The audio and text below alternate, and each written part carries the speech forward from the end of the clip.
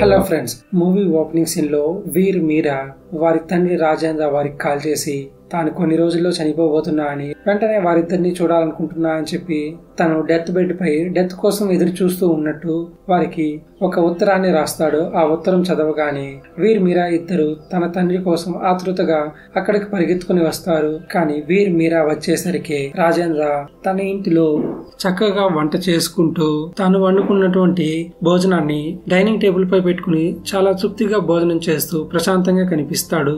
వారిద్దరిని పరుగులు పెట్టించి తొందరగా అక్కడికి వచ్చేలా చేసినటువంటి రాజేంద్రను చూసిన వారిద్దరు, అలా ప్రశాంతంగా భోజనం చేస్తున్నటువంటి రాజేంద్రను చూసిన వీర్ మీరా ఇద్దరు తనకు ఏమైందని అడుగుతారు. అందుకు రాజేంద్ర తనకు ఆరోగ్యం చాలా బాగుందని, అందుకే ఇలా హ్యాపీగా భోజనం చేస్తున్నా అని చెబుతాడు.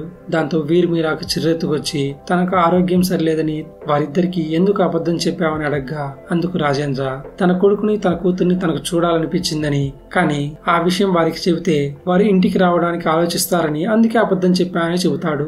ఇలా చాలా కాలం తర్వాత కలిసినటువంటి వారిద్దరు కబుర్లు మాట్లాడుకుంటూ ఉండగా వారిద్దరి మధ్య డిబేట్ హీట్ గా మారిపోతుంది. నిజానికి వీర్ డ్రగ్స్ కు అలవాటు పడి ఇంట్లో ఉన్నటువంటి డబ్బులు దొంగలించి అక్కడి నుంచి పారి డ్రగ్స్ అమ్మేటువంటి గ్యాంగ్స్ తో ఉంటూ ఇప్పుడు ఆ బిజినెస్ ని తను కూడా స్టార్ట్ చేసి ఉంటాడు. మరోవైపు మీరా తనకు సరిగ్గా 18 సంవత్సరాలు రాగానే తను ఒక లెస్బియన్ అని తెలుసుకుని మరొక అమ్మాయితో తను ఇల్లు వదిలిపెట్టి అక్కడి నుంచి వెళ్లిపోయి ఉంటుంది. ఇలా వీరిద్దరు హీటింగ్ డిబేట్ లో ఉండగానే రాజేంద్ర వారిద్దరు పిల్లల కోసం వారు గుర్తుగా దాచుకున్నటువంటి వారిద్దరు చిన్నప్పుడు ఆడుకున్నటువంటి బొమ్మలను ఒక బాక్స్ లో వారిద్దరు ముందు పెడతాడు. ఆ బొమ్మల్ని చూసినటువంటి వీర్ మీరా ఇద్దరు ఆ బొమ్మల గురించి మాట్లాడుకుంటూ వారి చిన్నప్పుడు విషయాలను తలుచుకుని చాలా సంతోషంగా ఉంటారు. కానీ అంతలోనే రాజేంద్ర వారికి ఒక షాకింగ్ విషయాన్ని చెబుతాడు. తాను ఉన్న ఇంటిని అమ్మేశానని, ఆ ఇంటిని కొనుక్కున్న వారు నెక్స్ట్ డే ఇంటికి వస్తారని చెబుతాడు.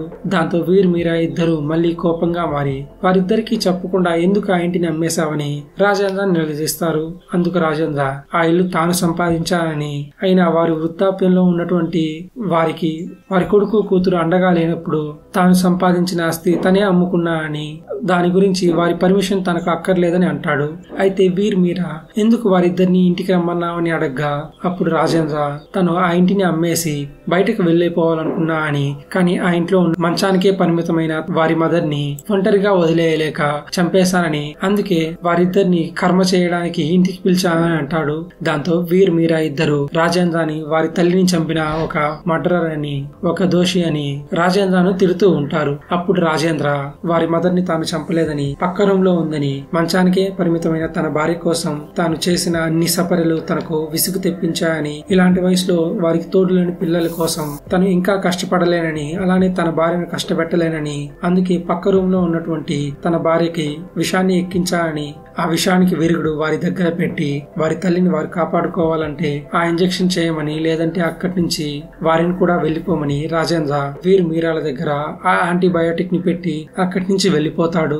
చివరికి వీర్ మీరా ఇద్దరు తమ తల్లిని కాపాడుకుంటారా లేదా అనే ఎండింగ్ ని మాత్రం డైరెక్టర్ ఆడియన్స్ గా మనకే వదిలేస్తూ ఈ మూవీని ఇక్కడే ఎండ్ చేసేశారు. సొసైటీలో ఇలాంటి పిల్లలు ఉన్నటువంటి అలాంటి పేరెంట్స్ యొక్క బతుకు ఎలా ఉంటుందో మన ఇమాజినేషన్.